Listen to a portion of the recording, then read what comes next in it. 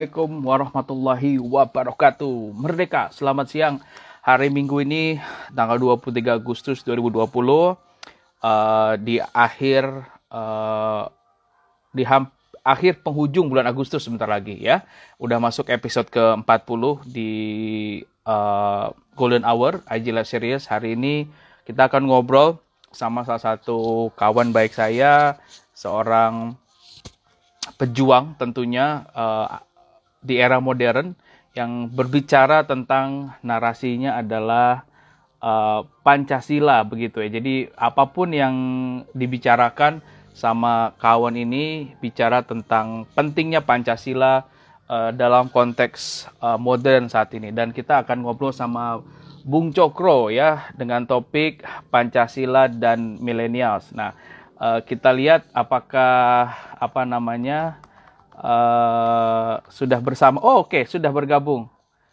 Sebentar, kita akan langsung ngobrol dengan Bung Cokro ya.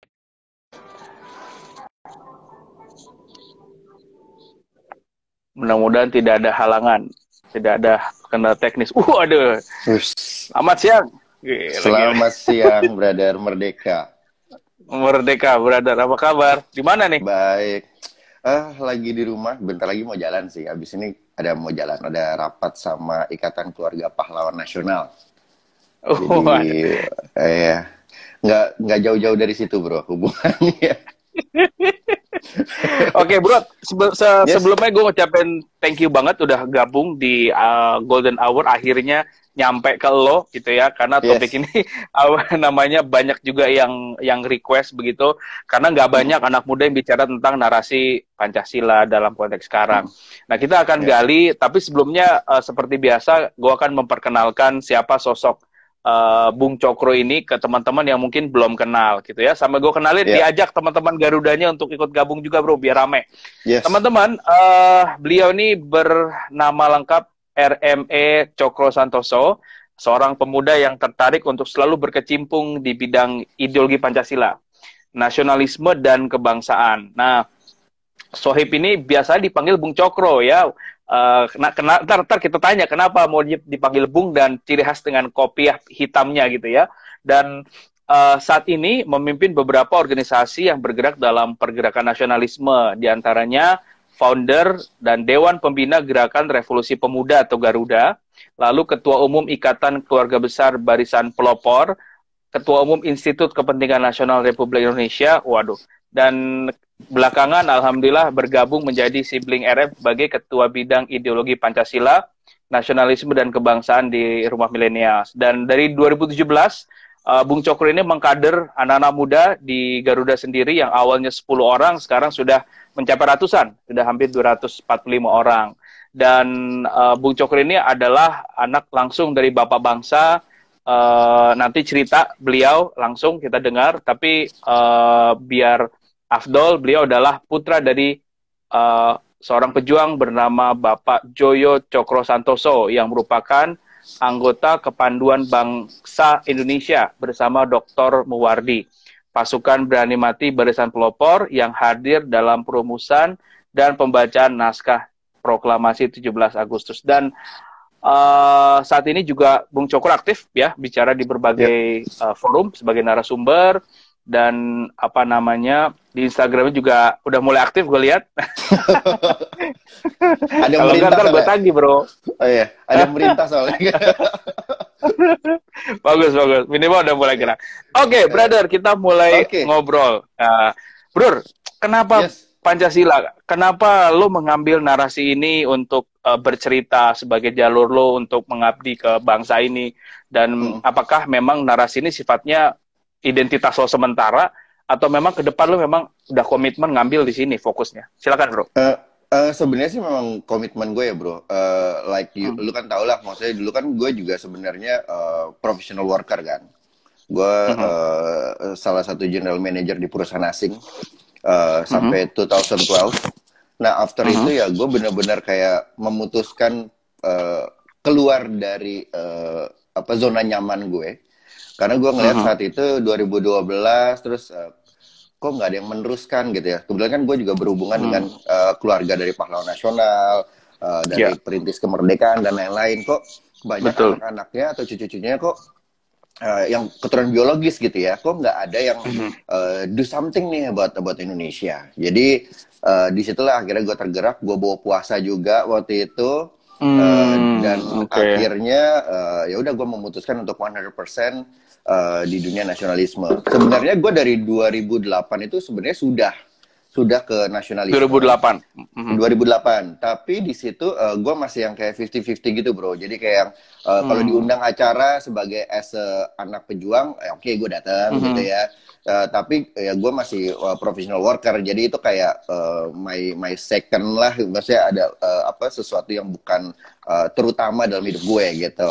Jadi cuman kayak ya karena gue anaknya dari pasukan berani matinya Barisan Pelopor aja gitu diundang gitu. Jadi tidak secara detail. Nah tapi after 2012 baru akhirnya gue berpikir gue nggak bisa nih kayak gini gitu. Karena kita lahir di Indonesia, bro. So ini adalah partnya kita buat meneruskan perjuangan Bapak bangsa. Oke. Nah, gitu. Memang untuk meng-create satu narasi kuat tentang Pancasila, apalagi kita berkomunikasi dengan teman-teman generasi muda dengan konteks dan bahasa yang berbeda, itu kan butuh effort yang luar biasa, bro. Nah, tapi sebelum ngomong ke situ, gue pengen tahu, mungkin bisa sharing juga ke teman-teman, Indonesia saat ini menurut lu gimana sih dari perspektif Pancasila begitu? Silakan. Kalau gue melihat sih sangat jauh banget, bro. Tapi jauh bangetnya ini bukan karena kita pelaku ya. Kadang gini, generasi kita tuh yang disalah-salahin kan, men. Maksudnya generasi kita selalu, gue kalau jadi pembicara mau di kementerian atau institusi gitu ya, pasti yang lebih senior kalau kita dari kita gitu ya, kalau jadi salah narasumber juga, bilangnya generasi kita tuh yang paling hancur. Karena banyak narkotika, terorisme, ya kan, korupsi di mana-mana dan lain-lain gitu. Mereka bilang, oh generasi kami nggak begitu, nggak ada yang nggak tawuran tidak terlalu banyak dan lain-lain segala macam. Jadi mereka menyalahkan generasi kita nih. Nah padahal gue melihatnya bukan kesalahan dari generasi kita, tapi kita nih korban, kita nih victim dari generasi sebelumnya yang tidak mengajarkan kepada kita. Karena memang sejak reformasi until now kan pendidikan tentang ideologi nasionalisme kebangsaan kan nggak ada, bro. Nggak ada, benar-benar nggak ada. Lu udah survei. Oh gini. Ada tapi sangat minim. Contoh misalnya gini, di Garuda sendiri kan gue membina banyak anak-anak muda, termasuk anak-anak sekolah dari ada yang SMA, ada yang SMP 3 malah, terus ada juga yang sampai kuliah gitu. Nah mereka melihat narasi-narasi nasionalisme itu nggak ada. Contoh gini, di sekolah cuma diajarinnya itu adalah sejarah-sejarah dunia misalnya. Terus lalu kerajaan-kerajaan yang dikembangkan juga tanggal, bulan, tahun. Lalu Pithecanthropus erectus dan lain-lain gitu ya. Ya ada misalnya kayak KMB misalnya ada misalnya. Oh KMB konferensi meja bundar hanya tanggalnya, bulannya, tahunnya misalnya tahun 49. Betul. Tapi nggak dijelaskan tentang esensinya itu kaum intelektual loh saat itu yang which is kayak lu lah gitu ya, bro. Kaum intelektual yang berperang dengan pena misalnya, tidak dengan senjata. Tapi mereka melakukan itu untuk apa sih gitu. Terus apa sih pidatonya Bung Hatta misalnya di KMB? Itu kan nggak pernah ada dijelaskan. Terus siapa saja sih yang ikut KMB? Misalnya contohnya ada satu wanita yang akhirnya menjadi menteri pertama di Indonesia, yaitu Maria Ulfa. Dia lulusan Leiden, sarjana hukum, dan jadi menteri wanita pertama di Indonesia. Nah itu kan nggak pernah ada pembahasan-pembahasan seperti itu. Contoh misalnya Sumpah Pemuda tahun 28. Kan cuma disuruh hafal statementnya doang, yang 3 itu kan. Gitu. Pengen punya tanah, pengen punya bangsa, pengen punya bahasa. Tapi tidak ada statementnya, mereka ini Jong Java apa ya? Yong Sumatera apa ya? Yong Ambon apa ya? Kan nggak ada, bro, narasi-narasi seperti itu, penjelasan-penjelasan kepada masyarakat. Khususnya generasi muda gitu. Itu yang kurang sebenarnya. Itu di sekolah-sekolah negeri, bro. Apalagi swasta, apalagi internasional. You know, man. Gitu. Jadi ini sebenarnya beban kita semua untuk kita harus sharing ini. Karena 100 tahun Indonesia merdeka kan kita nih yang paling senior. Ya kan? Kita punya beban loh, bro, untuk melakukan ini. Karena yang akan ditanya nanti di tahun 2045 ini kita. Bukan generasi yang di atas kita gitu. Nah, sebelum kita ngobrol lebih lanjut lagi. Kenapa? Gue mau nanya personal branding lo. Kenapa lo pakai peci? Kan nggak masuk gitu, bro. Tuh anak muda tuh bisa dibilang agak kurang match gitu. Tapi kenapa branding lo pakai peci, lalu pakai baju kadang hitam, putih-putih dan sebagainya gitu. Apa itu bagian dari apa ya, konteks yang menguatkan pesan itu sendiri tentang Pancasila, atau memang mungkin ada pesan khusus? Silakan. Oke. Sebenarnya kalau misalnya untuk pakaian sendiri, gue kadang pakai hoodie juga, bro. Tapi tetap dengan peci gitu ya. Gue tetap dengan jeans, kadang jeans robek-robek juga, tapi dengan peci gitu. Waktu itu gue ada acara salah satunya di GP Ansor Jakarta Selatan, gue pakai jeans robek-robek, pakai sneakers gitu.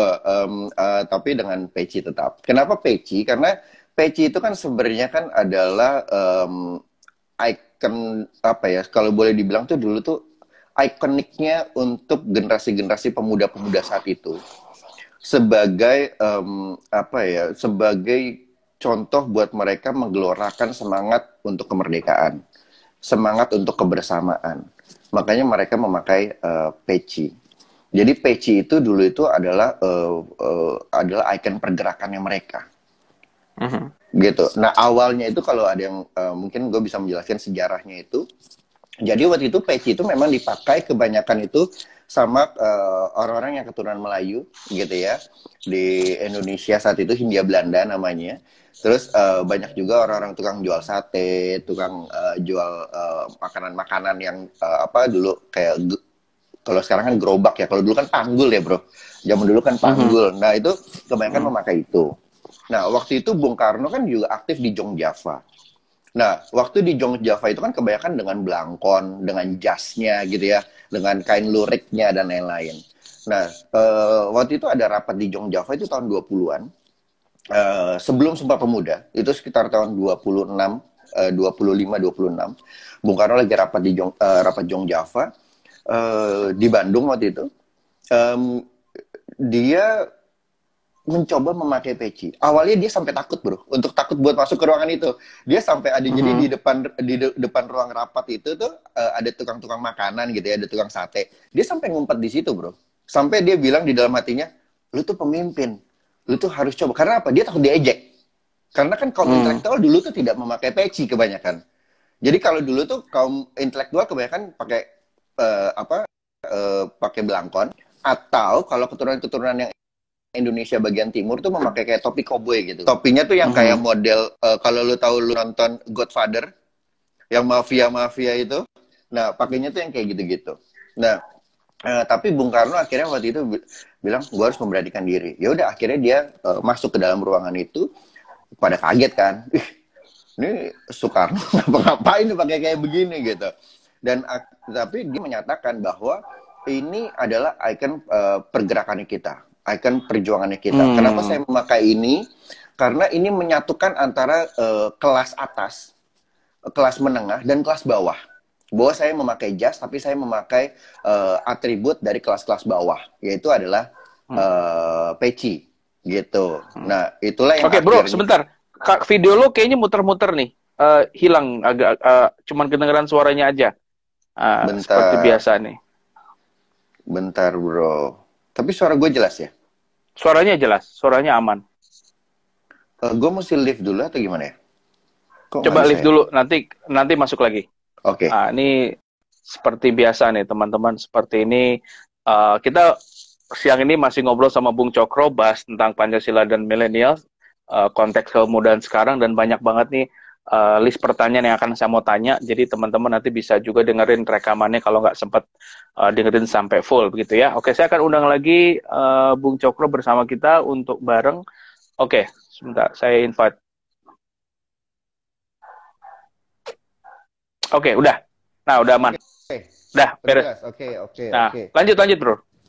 Yes, jadi setelah dia masuk, dia pidato, biasa kan Bung Karno pasti pidato di salah satu ininya, dia bilang bahwa kita harus mempunyai satu ikon yang kita menyatakan kebersamaan itu gitu. Dan akhirnya beliau mengatakan bahwa harus peci. Kenapa?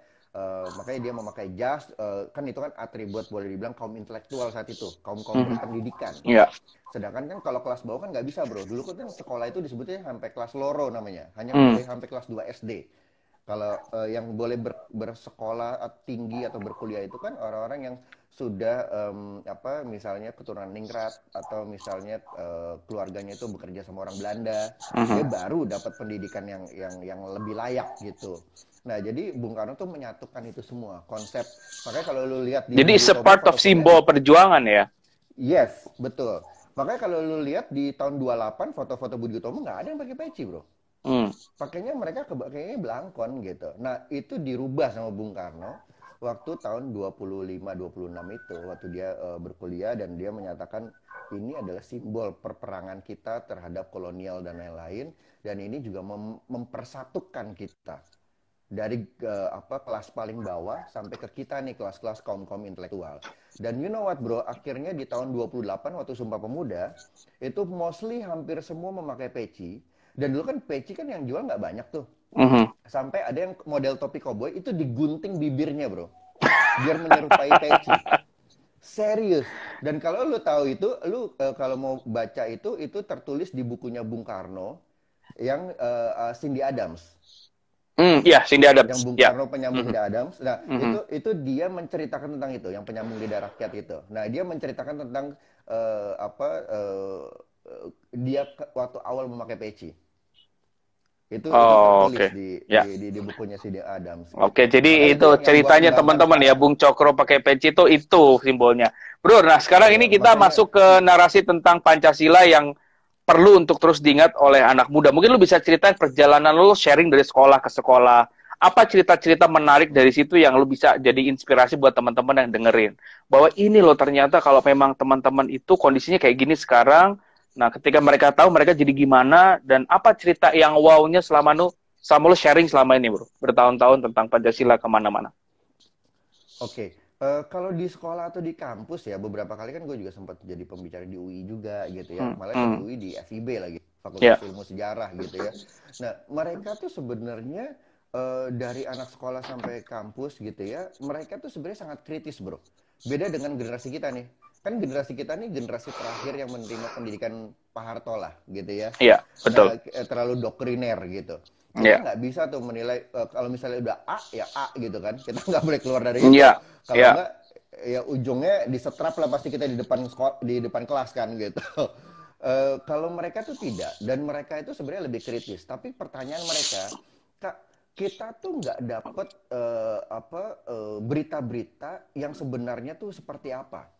Karena di Google dan lain-lain kan banyak juga yang hoax ya bro. Maksudnya gimana bro? Tidak bisa dijadikan acuan. Misalnya Wikipedia kan tidak bisa dijadikan acuan untuk sejarah yang benar. Karena kan bisa diedit dan lain-lain. Beberapa sejarah-sejarah juga kan banyak di belokan dan lain-lain gitu ya, dibelokkan. Nah itu yang buat mereka, Kak, kita tuh mesti belajarnya dari siapa ya? Apalagi karena gini, contoh misalnya tentang Pancasila. Sekarang itu semua orang, semua organisasi mau dari kiri sampai kanan itu semua setuju dengan Pancasila. Problemnya itu kan mereka ini yang berbeda itu adalah konteks pemikiran tentang Pancasila yang berbeda-beda. Iya. Narasinya yang berbeda-beda. Menurut si A, organisasi A harus begini. Menurut organisasi B, oh seperti ini. Menurut DPR, oh harus seperti ini. Jadi kan berbeda-beda gitu loh. Untuk pemikirannya mereka tuh tidak satu gitu. Nah ini yang akhirnya untuk anak-anak muda di bawah kita, itu semuanya akhirnya jadi confused gitu. Jadi bingung, gue nih ngikutin yang mana ya? Gitu. Kan sempat juga kemarin beberapa kali heboh juga dibilangnya, oh harus dikembalikan kepada Piagam Jakarta lah dan lain-lain gitu. Nah, jadi tidak ada pengetahuan yang jelas kepada mereka generasi muda tentang penyampaian Pancasilanya itu sendiri gitu. Nah, kalau selama ini pengalaman lo gimana? Terkonfirmasi nggak di lapangan adik-adik kita dari sekolah ke sekolah, kampus ke kampus? Apa yang terjadi? Yang terjadi tuh akhirnya mereka setelah gue menjelaskan yang benar seperti apa dan lain-lain sesuai dengan gambaran panitia 9 Bapak Bangsa, akhirnya mereka bilangnya, gile Kak, kita tuh hebat banget ya negara kita ya. Kok guru-guru kita kok nggak ada yang kasih tahu kayak gini ya? Nah, apa? Mungkin misal lu bisa cerita sedikit dari situ sehingga mereka bisa ngomong kayak gitu, bro. Misalkan apa? Lu cerita apa ke mereka misalkan? contoh seperti ini deh. Sekarang kan sering kebablasan kita ngomong kita negara demokrasi, betul ya? Kita sekarang, oh demokrasi segala Ya. macam, demokrasi dan lain-lain. Tapi ada orang yang lupa bahwa demokrasi kita itu berbeda dengan demokrasi luar, apalagi Barat. Karena di dalam 1 Juni Bung Karno pidato tentang lahirnya Pancasila, dia bilang, jika Indonesia merdeka, demokrasi kita itu janganlah demokrasi Barat, tapi demokrasi yang berkeindonesiaan. Beliau bilang seperti itu. Simpelnya begini, misalnya bro, gue orang Amerika nih. Gue orang Amerika dan gue bilang sama lu, gue mau jadi ateis. Boleh nggak? Di Amerika boleh bro. Terus misalnya di Australia deh, nggak usah jauh-jauh. Ada teman kita si A misalnya. Dia bilang, bro, gue kayaknya mau menikah sesama jenis deh. Di Australia boleh nggak? Boleh bro. Di kita boleh nggak? Nggak bisa. Karena demokrasinya kita berbeda dengan mereka. Karena apalagi sila pertamanya adalah ketuhanan yang Maha Esa gitu ya. Yeah. Nah itu ada urutan panjangnya. Contohnya simpelnya hal seperti itu. Terus yang kedua, kadang kan sekarang Pancasila di downgrade. Kalau lu toleransi, lu menghargai perbedaan, lu berarti udah Pancasila. Padahal kan enggak itu bro, itu baru skinnya doang gitu loh. Contoh begini, baru permukaannya aja. Iya, contoh begini, lu lihat deh, kita balik lagi kayak Amerika. Amerika itu kan ideologinya kapitalis. Dia pernah mempunyai presiden kulit hitam. Ya. Obama, yang kita tahu sampai 2 periode gitu ya, pendukungnya banyak banget gitu. Nah, yang kita lihat, dia demokratis nggak? Dia toleransi nggak? Ya. Toleransi bro. Sama Pancasila nggak? Kan enggak. Nah, terus gue kembali lagi misalnya Inggris deh, itu kerajaan nih, beda lagi nih. Kerajaan, gue suka sepak bola bro.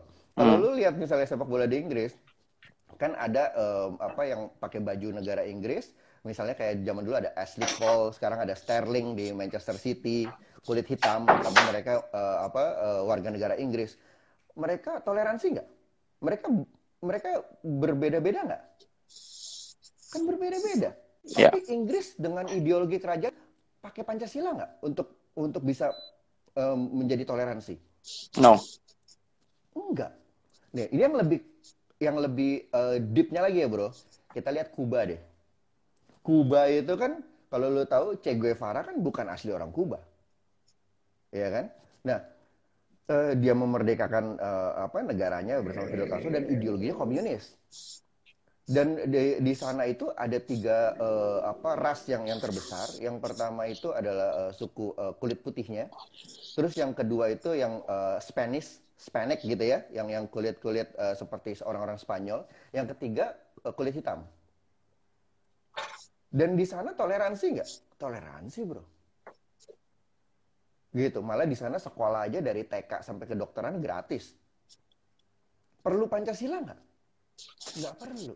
Nah, sekarang apa yang membedakan Pancasila dengan mereka? Kalau kita nggak ngerti bro, hilang. Akhirnya mereka akan, generasi-generasi selanjutnya akan bilang, kita nggak perlu Pancasila, ngapain? Nah ini loh, narasi-narasi yang terjadi sekarang banyak akhirnya mengkerdilkan Pancasila hanya betul. Toleransi. Betul. Nah ini yang problem buat kita bro. Jadi jangan sampai nanti akhirnya disamakan, ya Indonesia sama kok kayak Amerika. Yang penting kalau kita udah toleransi, kita udah hidup berdampingan, udah selesai gitu.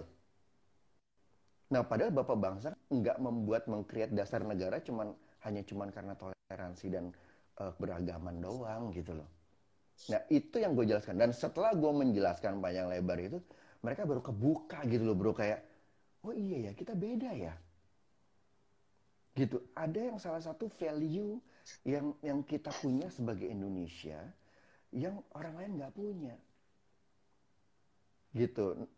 Contoh misalnya bahasa daerah kita aja itu 700 lebih bro. Gue ke Papua aja itu 300 bahasa men.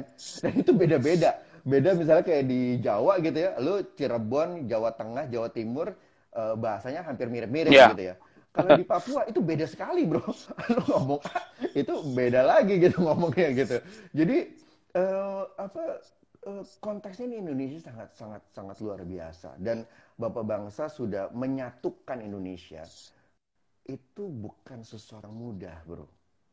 bukan sesuatu yang mudah. Dan memang dari dulu tuh memang kita sengaja ingin dihancurkan memang, karena kita tidak boleh bersatu, gitu. Karena gue merasa kita tuh nggak perlu dunia, tapi dunia yang butuh Indonesia sebenarnya. Kenapa tuh, Bro? Ya karena semuanya, contoh gini, yang bisa menjadi contoh dunia adalah sebenarnya Indonesia. Contoh gini, untuk masalah perbedaan di luar negeri, misalnya banyak rasisme dan lain-lain. Kalau kita lihat dari zaman kerajaan dulu, kita kan sudah banyak yang berbeda suku. Tapi kalau lu lihat dalam sejarah-sejarah kerajaan-kerajaan, nggak pernah lo kita ada keributan suku.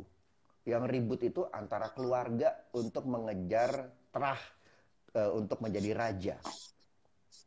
Tapi tidak ada keributan antar suku.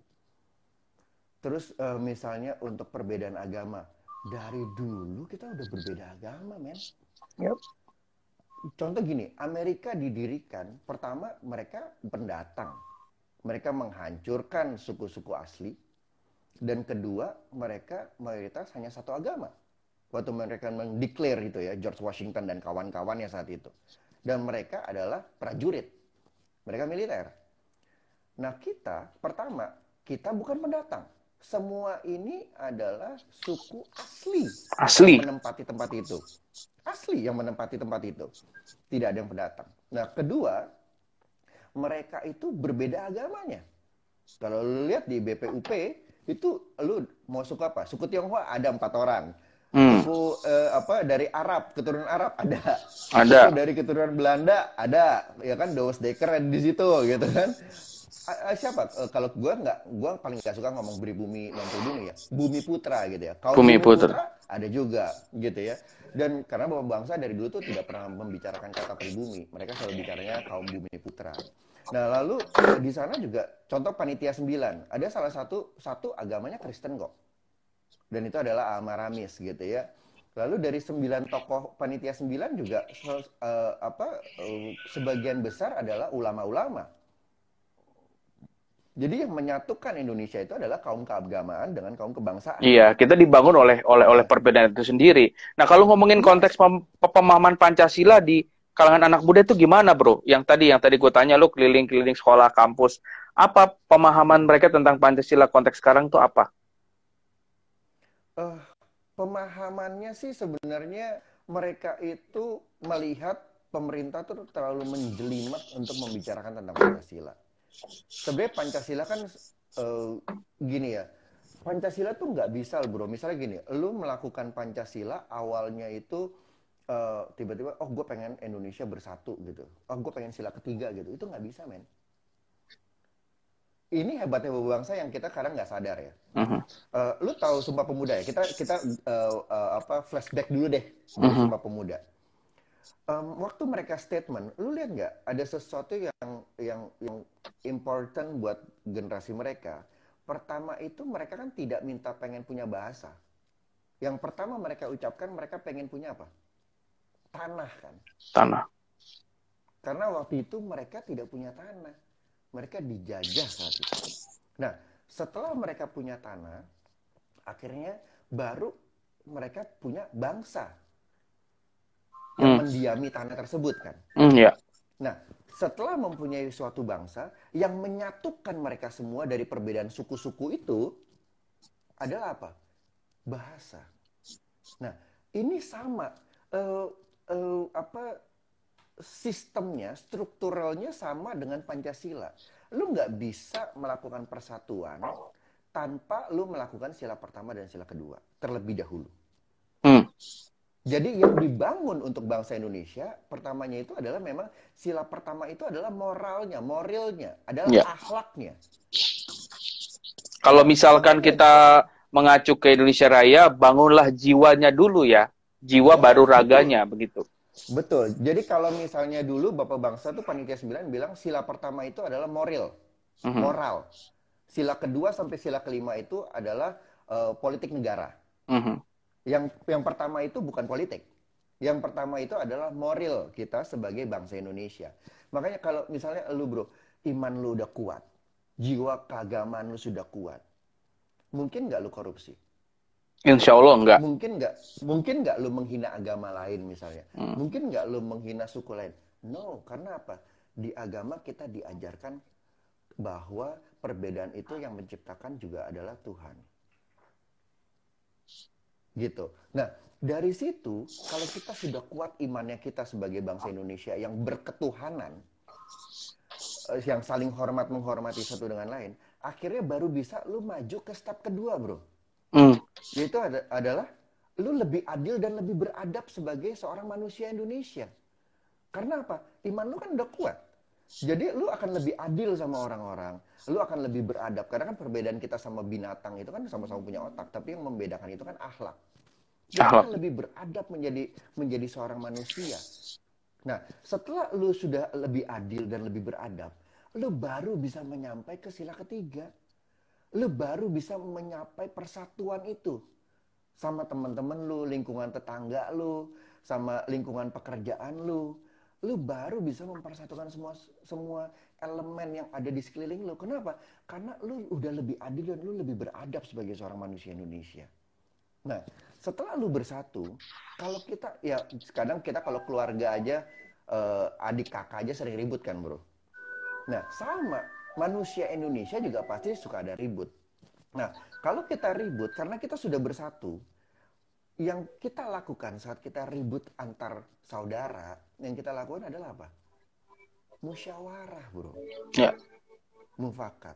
Nah, yang kita harus lakukan sebagai masyarakat Indonesia ini adalah sila pertama sampai sila keempat. Sila kelima itu tidak perlu dilakukan, bro. Sila kelima itu adalah hasil jika lu melakukan sila pertama sampai sila keempat. Hasilnya adalah otomatis keadilan sosial bagi seluruh rakyat Indonesia. So, lu nggak bisa, oh gue pengen musyawarah nih sama ini. Ya tapi agama lu rendah misalnya. Lu ke masjid, lu cuman misalnya Jumat juga bolong-bolong, sholat 5 waktu juga bolong-bolong. Lu ke gereja cuman misalnya Paskah sama Natalan doang gitu. Itu lu nggak akan bisa menyampai ke situ gitu. Gitu. Jadi memang ada step-stepnya. Itu yang buat gue. Itu gimana maksud gue pemahaman di anak muda itu apa aja yang lu temuin di sekolah-sekolah itu gimana, seberapa dalam mereka memaknai ini? Levelnya mungkin kalau gue tanya skala 1 sampai 10, bagaimana awareness mereka tentang konteks Pancasila sekarang? Oke, setelah gue menyampaikan ke mereka hal-hal seperti yang gue ajarkan, yang tadi gue sampaikan sedikit gitu ya. Karena kalau gue sama mereka memang kita seperti kursus kan, seminggu sekali gue memberikan pelatihan-pelatihan, dan itu pun buku-bukunya langsung buku-buku Bapak Bangsa, bro, yang nggak ada di Gramedia. Jadi buku-bukunya Bung Karno, buku-bukunya Hatta, buku-bukunya Syahrir gitu ya, bukunya Haji Agus Salim dan lain-lain. Akhirnya mereka menilai, gila kak, harusnya nih yang kayak begini buku-buku ini yang harusnya ada di sekolah. Dan akhirnya yang dilakukan oleh mereka spread, mereka mengkaderisasi teman-teman bahwa kita harus melakukan ini loh. Kalau kita nggak melakukan ini, nanti generasi kita, generasi 100 tahun Indonesia Merdeka, kita ini adalah bukan sebagai generasi emas, tapi sebagai generasi penghancur. Itu yang mereka katakan, bro. Jadi mereka seperti kayak terbuai dengan kita sebagai generasi penikmat. Jadi mereka sudah nggak ada yang mengerti gitu. Lu bisa request deh, kebetulan brother juga di kampus gitu ya. Coba aja tanya misalnya, itu kan dari dari sana kan, itu kan ada jalan Husni Tamrin kan. Bisa ditanya lah, jalan Husni Tamrin itu siapa sih dia? 100% nggak ada yang tahu kali, bro. Tentang Husni Tamrin misalnya. Nah, silakan kalau ada yang mau nanya boleh langsung. Ada yang mau nanya katanya, boleh silakan. Lanjut, bro. Oke. Lanjut dulu, bro. Yes, pertanyaannya lagi diketik kayaknya. Oke. Jadi memang hal-hal yang kayak gitu, bro, yang penting buat kita generasi muda. Kita selalu terbuai bahwa banyak orang-orang akademisi yang ngomong, oh kita nanti akan generasi emas karena nanti anak mudanya akan lebih banyak, pekerjaan-pekerjaan akan dikuasai oleh generasi-generasi muda. Yes, gue yakin Indonesia maju, bro. 100 tahun Indonesia merdeka, Indonesia akan maju. Tapi problemnya, ideologinya apa? Tetapkah Pancasila? Atau nanti kita bisa seperti Soviet Union yang akhirnya pecah. Jadi nanti Aceh negara sendiri, Papua negara sendiri, Jawa negara sendiri, dan lain-lain. Itu yang kita khawatirkan sih, men. Karena esensi untuk ke sana itu bisa terjadi saat ini. Gitu. Nah, ini yang buat gua sangat penting kita buat generasi muda. Please jangan individual deh, jangan mikirin diri sendiri kita doang. Pengen sukses, pengen cepat kerja, pengen sukses dalam karir, dalam kuliah dan lain-lain. Tapi kita juga harus berpikir tentang kebangsaan juga. Karena gue yakin Allah tidak mungkin melahirkan kita di Indonesia tanpa sebab, bro. Yeah, true. Dia ingin membuat kita itu bukan yang sekedar dilahirkan di Indonesia terus hanya untuk sekolah, kuliah, habis itu bekerja, cari istri atau cari suami, setelah itu membesarkan anak, itu selesai. Nggak seperti itu gitu. Ya, apalagi kita ini kan bangsa pejuang ya. So harus diperjuangkan semuanya gitu. Bagiannya kita tidak bisa mengandalkan pemerintah gitu.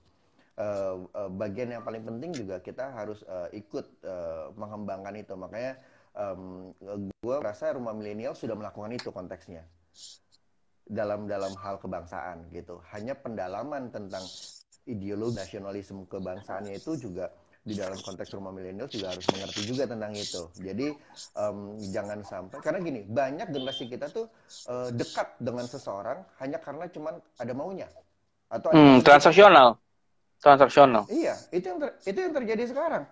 Kalau telepon ketemuan, tanyanya ada perlu apa ya, bro? Ada penting apa ya? Kalau menguntungkan buat dia mau jalan. Iya. Kalau enggak. Iya. Gitu. Tapi kan beda, misalnya kayak konsep-konsep kita, bro, yang kayak lu, gua, yang kita sudah bener-bener nasionalisme kita sudah terdidik gitu ya. Yang akhirnya misalnya lu ngajakin ketemu, kalau bisa ini ya langsung aja kita ketemu gitu kan. Gitu. Jadi tanpa berpikir, gue dapat dari Tovan apa ya, atau lu berpikir, gue dapat dari Bung Cokro apa ya. Kita kan nggak mikir tentang itu gitu. Kita ngopi bareng, malah kadang ide-ide itu keluar bersama-sama gitu. Iya, Kita lagi ngobrol bareng. Nah itu yang dilakukan sama Bapak Bangsa, bro. Makanya kenapa kalau kita lihat ya kemarin kejadian beberapa tahun terakhir sempat DPR MPR tonjok-tonjokan lah di situ gitu ya. Padahal Bapak Bangsa, bayangkan men ya, mereka generasi kita cuman beda pemikiran kan. Kita udah ributnya luar biasa, apalagi kayak kemarin pemilu. Iya kan? Kita ributnya sampai luar biasa, gila banget. Udah kayak, gila ini Indonesia bisa kayak pecah nih berdua begini. Tapi kalau lu lihat Bapak Bangsa, mereka lebih gila loh. Kenapa? Mereka bukan hanya beda agama, mereka bukan hanya beda suku, ya kan? Tapi mereka beda ideologi, men. Iya kan? Haji Agus Salim itu syarikat Islam. Bung Karno itu lebih nasionalis gitu ya. Terus misalnya Hos Cokroaminoto itu lebih sosialis Islam. Itu beda lagi tuh. Terus Tan Malaka lebih beda lagi tuh. Sosialisnya lebih ke kiri gitu ya. Terus waktu itu Alimin beda lagi tuh. Lebih ke kiri lagi. Lebih ke PKI gitu ya. Lebih ke komunis gitu. Mereka tuh berbagai macam loh ideologinya. Syahrir lebih ke sosialis dan lain-lain kan. Tapi mereka itu bisa setelah adu argumen, setelah itu mereka bisa ngopi bareng, bro. Bisa ngumpul bareng gitu di luar argumen-argumen mereka bisa yuk sama-sama yuk minum yuk, makan yuk, kayak kita misalnya ke warkop yuk bareng yuk gitu. Di warkop dulu yuk gitu. Nah, nggak baperan lah gitu ya. Nggak baperan gitu loh. Padahal bayangkan mereka tuh beda ideologi loh, men. Ideologi. Lu gila gak sih? Maksudnya gue waktu baca-baca pemikiran mereka, gila, kayak Bung Hatta kan ideologinya nasionalisnya kan dia lebih luas karena dia di luar kan, di Belanda gitu ya. Kayak lu lah, bro, kayak kuliah di luar negeri. Kan pasti pemikirannya berbeda. Misalnya dengan Soekarno yang hanya kuliahnya di Bandung gitu. Di era itu gitu. Beda. Bro, ini udah mulai ada yang nanya nih, bro. Biar seru nih, bro. Okay. Dari Rifki. Okay. Salam hormat sama Bung Cokro. Pancasila dan milenial memang menjadi tantangan di zaman sekarang. Menurut Bung, dengan adanya revolusi industri dan pandemi hingga menggeser digitalisasi sosial di masyarakat, ya kurang lebih gimana nih dalam konteks sekarang? Oke. Sebenarnya dengan revolusi industri ini, sebenarnya ini kesempatan kita sih, bro. Kesempatan kita khususnya misalnya gini, stop bilang bahwa kita Indonesia, kita negara besar, terdiri dari 16.000 pulau, 17.000 pulau dan lain-lain. Bro, itu di Google ada, banyak. Kita nggak perlu ngomongin itu lagi gitu.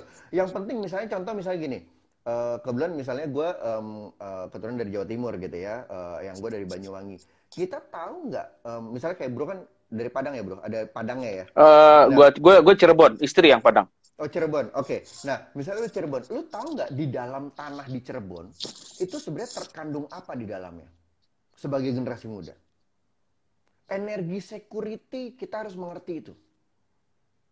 Kalau enggak, impact-nya dengan revolusi industri ini, akhirnya kita akan bukan maju ke depan, akhirnya mundur ke belakang. Kenapa? Karena kita dibodoh-bodohin lagi sama asing. Kenapa? Dulu Hindia Belanda waktu masuk pertama kali VOC dan lain-lain, awalnya kan mereka menyewa tanah kita. Karena apa? Kita nggak tahu apa yang bisa kita lakukan untuk tanah kita sendiri. Energi security-nya kita nggak tahu, bro. Contoh misalnya beberapa, gue misalnya contoh kemarin sempat ke Sumba misalnya. Mereka nggak tahu di bawah tanah Sumba itu ada apa, kandungan apa yang ada di sana misalnya. Gitu. Mereka hanya misalnya lebih banyak di sana itu kan beternak kuda misalnya dan lain-lain di Sumba gitu ya. Nah, Merauke beda lagi. Gue ke Papua itu mereka beda lagi. Tapi mereka itu tidak ada yang tahu di dalam tanah kita tuh ada apa sih? Apa nih yang kita bisa kembangkan dari anak-anak muda di daerah-daerah? Jangan berpikiran hanya dari tanah ke atas. Ya, akhirnya ke bawah, akarnya seperti apa? Akarnya apa gitu? Itu yang sempat dibicarakan juga Faisal dengan teman kita juga tuh, Faisal tuh. Betul, Bahwa betul. akarnya tuh kita harus jelas gitu. Karena kalau enggak bro, kita akan kembali ke generasi seperti dulu sebelum kemerdekaan. Ratusan tahun yang kita dijajah karena apa? Tanah kita disewain doang. Contoh nikel. Nikel kita terbesar kedua loh bro di dunia. Kita semua pakai handphone. Handphone itu ada bahan nikelnya men. Tapi kita lihat, yang menguasai tambang-tambang nikel di Indonesia, itu siapa? Itu kan gitu loh. Sedangkan banyak kok kaum intelektual yang sebenarnya bisa. Memang perlu proses, perlu perjalanan panjang gitu ya, untuk mencapai itu. Tapi kan we already harus starting from now untuk melakukan itu. Energi security penting di dalam revolusi industri ini, gitu. Dan dalam kondisi pandemi ini sebenarnya kita memudahkan juga untuk kita bertemu. Kadang kan kalau dulu kalau ngundang gue misalnya bro, kan harus misalnya gue harus ke Surabaya mesti naik kereta gitu ya, atau naik pesawat dan lain-lain gitu ya. Kayak kemarin ke Merauke, gue harus naik pesawat. Sekarang kan dengan pandemi ini kan kita bisa ngobrol kayak digital seperti ini dengan Zoom, dengan Insta Live dan lain-lain. Ini memudahkan kita berinteraksi antar generasi muda, daerah-daerah terpencil dan lain-lain. Kita bisa ngobrol panjang meskipun bro, gue mau nanya, apa yang terjadi ketika mungkin kita nggak usah ngomong semuanya ya, sebagian besar lah usia produktif itu melek Pancasila. Apa yang terjadi dengan bangsa ini nanti? Kalau semuanya melek dan sadar kembali, ya kekuatan dari Pancasila, apa yang terjadi? Kesejahteraan sosial, bro. Karena gini, di dalam mereka rapat Bapak Bangsa waktu pendirian dasar negaranya adalah Pancasila, satu statement yang ini keren banget kalau dibikin quotes. Bung Karno mengatakan dalam pidatonya, tidak boleh ada kemiskinan di dalam Indonesia merdeka. Nah, kita lihat statistiknya. Waktu dulu mereka 70 juta jiwa. Setelah mereka memerdekakan tahun 50, itu statistik kemiskinan itu berkurang. Sekarang kita lihat 260 juta jiwa berkurang statistiknya atau tambah banyak. Gue melihat waktu itu sempat melihat persentasenya tambah banyak bro. Negara kita hanya dikuasai hanya 3% oleh segelintir. Yes, hanya 3% bro, bayangin. 97% itu hidupnya terombang-ambing dan mengikuti boleh dibilang gurita-gurita kapitalisme yang sudah masuk ke mereka. Gitu. Nah, ini yang harus kita sadari banget gitu. Contoh misalnya ini juga karena kita juga bergerak di bidang pendidikan ya. Gue ngajar juga gitu ya di bidang ideologi nasionalisme di sekolah-sekolah di kampus juga. Brother lebih ini lagi gitu ya, apa di kampus juga kita melihat bahwa korupsi saja itu kebanyakan, lu lihat deh, yang yang terkena KPK dan lain-lain itu kebanyakan kaum intelektual loh. Iya, kaum terdidik justru. Iya, nggak ada yang petani korupsi gitu, nggak ada gitu. Meskipun dia nangkep ikan dia bisa dong bohong atau apa gitu-gitu dan lain-lain. Tapi nggak, nelayan gitu, nggak ada gitu yang seperti itu. Malah kebanyakan yang terdidik S2, S3. Ini ada something karena gue melihat bapak bangsa itu bukan hanya terdidik, tapi mereka tercerahkan, bro. Nah, ini yang hilang di dalam generasi kita. Kita tidak tercerahkan sebagai generasi muda Indonesia. Kita terdidik, yes, tapi kita tidak tercerahkan. Nah, terus cara supaya tercerahkan itu gimana, bro? Waduh, muter-muter. Muter-muter nih, muter-muter video lo nih.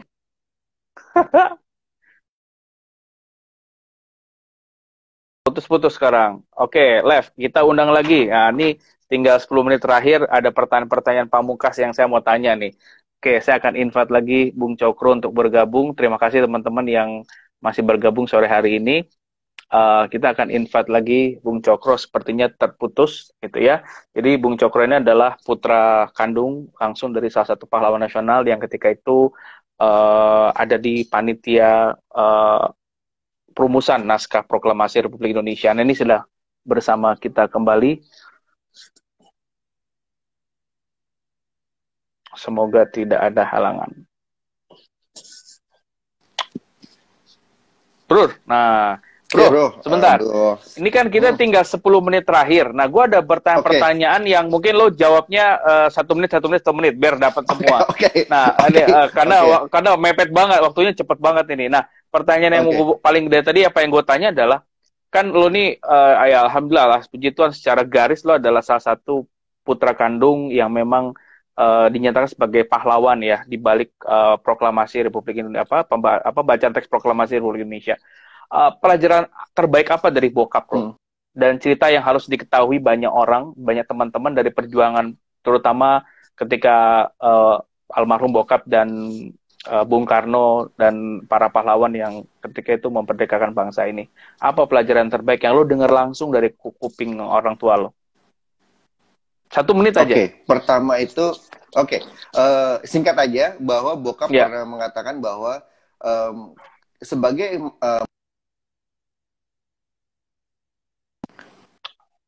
itu, bro. Halo. Dah.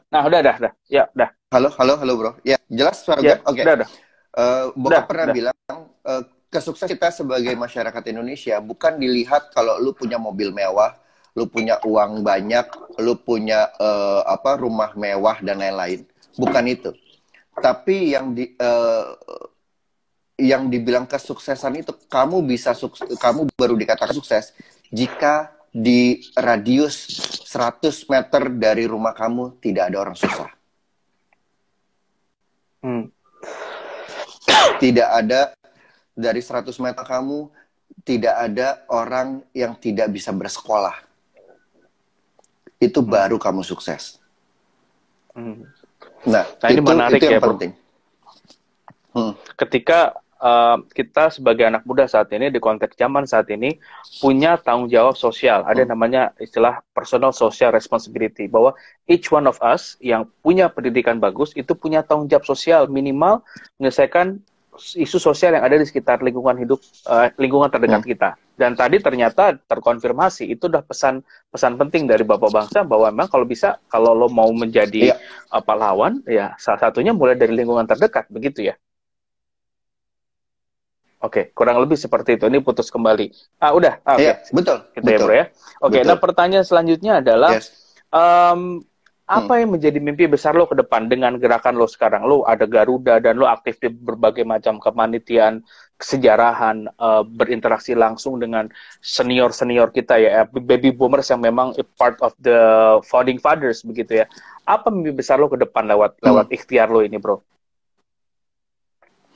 Mimpi gue ke depan sih bahwa Indonesia akan menjadi mercusuar dunia sesuai dengan ajaran Bapak Bangsa. Karena sebenarnya Amin. Bapak Bangsa saat itu kan hanya membuat jembatannya. Jadi kita jangan bikin jembatan baru nih bro. Jembatannya udah ada untuk menuju kesejahteraan itu. Nah, yang menjalani jembatan itu kan kita nih, generasi kita. Yes. Yang menikmati kan nanti kan generasi muda setelah kita, 100 tahun Indonesia Merdeka nih, yang disebut generasi emas.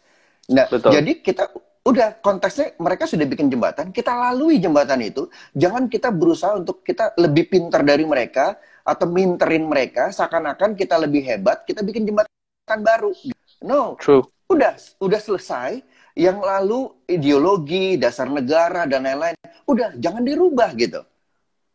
Kayak undang-undang kita sampai di amandemen 4 kali dan lain-lain. Stop, dikembalikan. Kita jalani itu sesuai dengan tujuan dan cita-cita Bapak Bangsa untuk generasi muda yang lebih baik. Dan intinya itu adalah, inti sari dari Indonesia Merdeka itu adalah kesejahteraan dan keadilan. Makanya keadilan dikatakan 2 kali dalam Pancasila. Di sila kedua dan sila kelima. Itu banyak orang yang nggak sadar. Kita tidak pernah mendapatkan keadilan, bro.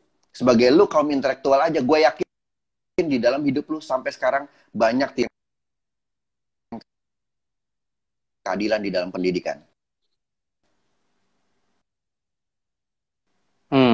Oke. Nah, ya masih ada beberapa pertanyaan lagi ini ya, masih ada 8 menit. Tadi muter-muter lagi, sepertinya sinyal di rumah agak naik turun, Mas Bro. Oke, sebentar. Mudah-mudahan stabil. Kelas-kelasnya yang misalnya apalah, hajar aja. Dah, ini udah. Oke. Halo. Siap. Nah, udah. Ya. Lanjut, Bro. Yes, jadi itu sih tujuannya kita itu Indonesia akan menjadi mercusuar dunia. Karena apa? Indonesia itu adalah contoh untuk negara-negara di dunia ini. Jangan lupakan, semua perbedaan, semua hal-hal yang berkaitan dengan kesejahteraan dunia ini, itu ada di Indonesia. Cara mereka belajar dari budaya, cara mereka belajar tentang perbedaan, kita sudah ribuan tahun sebelum mereka di Eropa, di Amerika punya negara, kita sudah melakukan itu. So, kita ini adalah contoh.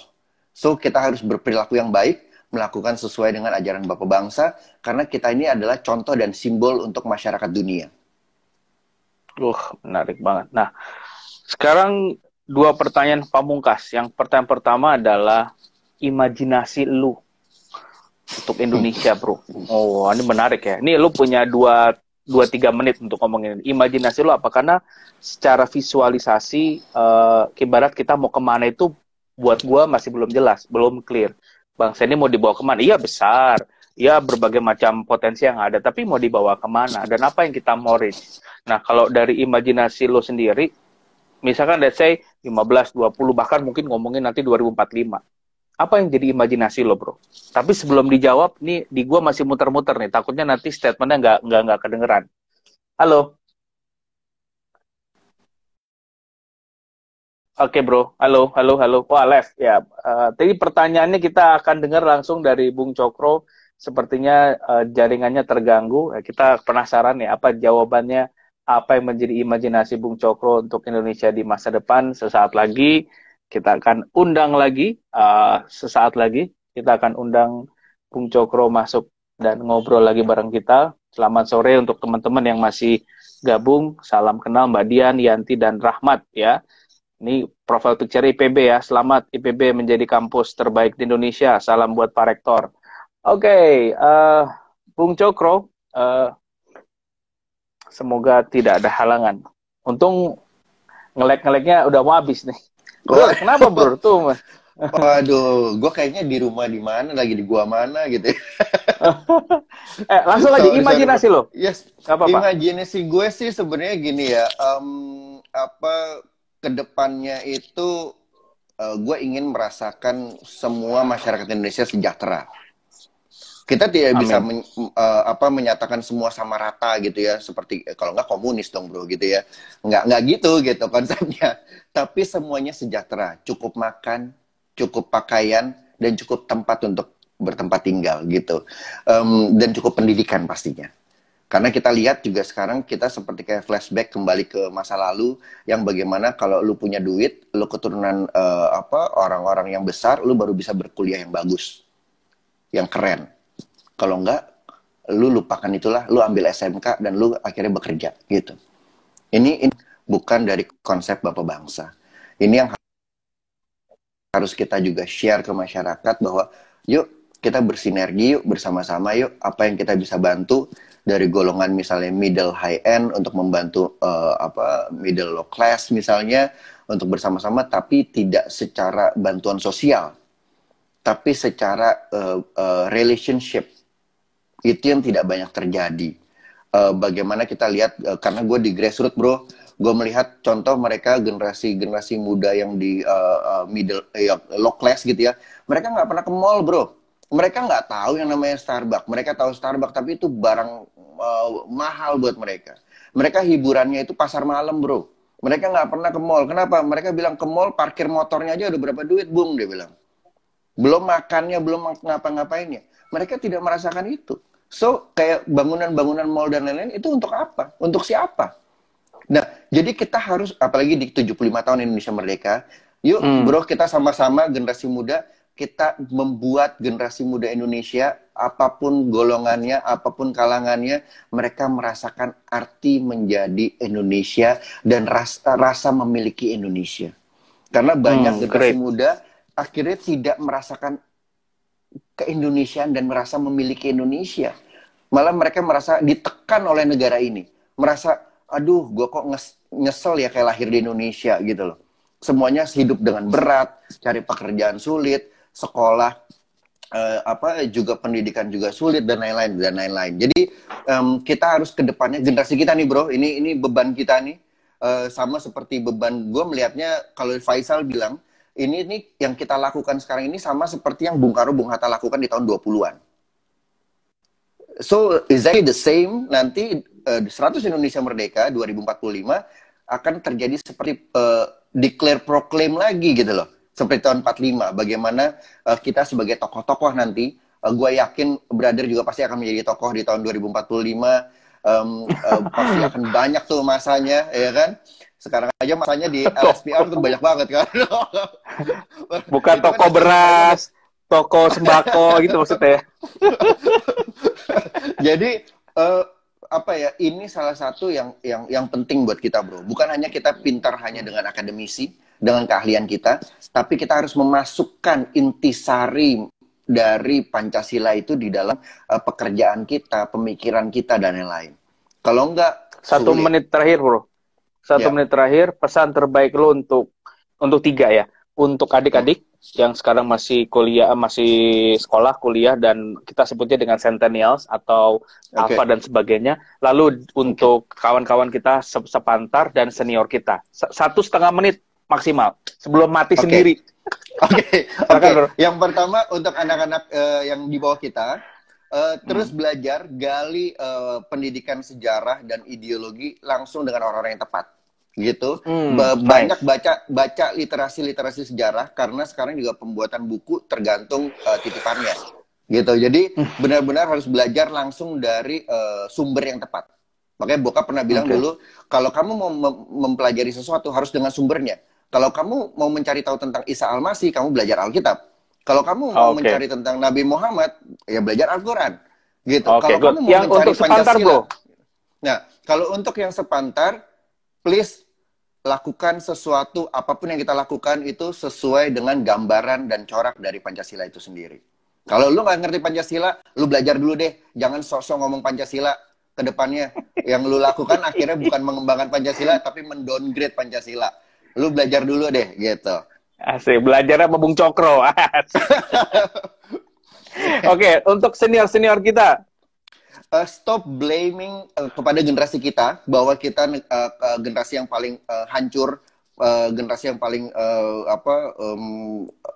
tidak menyenangkan hati Indonesia. Stop mengatakan itu. Ayo, bapak-bapak, ibu-ibu, kita bersama-sama yuk. Karena zaman dulu pun Bung Karno, Bung Hatta tidak bisa berjalan tanpa Hos Cokroaminoto, tanpa Haji Agus Salim, tanpa Ki Hajar Dewantara yang lebih senior daripada mereka. Oke, gitu. Luar Jadi, biasa. itu penting. Oke bro, ini pas banget, udah tinggal 20 detik lagi sebelum dimatikan. Ini pas lagi nge-lag juga lagi teman-teman. Terima kasih waktunya, kita akan nyambung lagi di berbagai macam kesempatan, dan kita akan ngopi-ngopi bro dalam waktu dekat. Ya, sehat-sehat terus, sehat-sehat terus, dan merdeka. Ini sebelum mati, thank you bro. Nanti nyambung di WhatsApp ya. Merdeka. Sip. Merdeka. Thank you. Thank you bro, bye.